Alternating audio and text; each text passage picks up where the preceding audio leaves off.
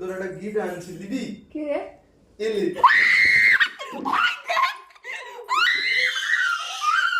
এত উৎপাত হয়েছে ইঁদুরের, কোন দিন জিনিসপত্রের সাথে আমাদেরও তুলে নিয়ে যাবে। কোনো জিনিসপত্র রাখার উপায় নেই, সাবান পর্যন্ত তো তুলে নিয়ে যাচ্ছে, খাওয়ারের কথা তো ছেড়েই দাও। ওই জন্য বলছি কোন দিন আমাদেরও তুলে নিয়ে চলে যাবে। তো আজকে একটা ইঁদুরকে ধরেছে, ওকে কৌটোর মধ্যে পুড়ে রেখেছে, ওকে ছেড়ে দিয়ে আসবে। আর দেখো যথারীতি দায়িত্ব বাবা ছেলে দুজনে মিলে ছাড়তে যাচ্ছে একটা ইঁদুরকে। আমার ভাই ওরকমই করে, জানো তো, কোনো পশু পাখিকে ধরলে মারবে না, ছেড়ে দিয়ে আসবে। সাপকে ধরে বোতলের মধ্যে পুড়ে তাকে বাইরে ছেড়ে। তোমাদের দেখাই ইঁদুরটা কিভাবে ধরেছিল, সেই ভিডিওটাও করে রেখেছিল, সেটা দেখাই চলো। পুরো উইকেন্ডে উঠে যেত আর একটু মাকে ভুলি না খাইতে দিচ্ছি এটা জি ভাজা ছেড়ে নিয়ে দিয়ে আসছে।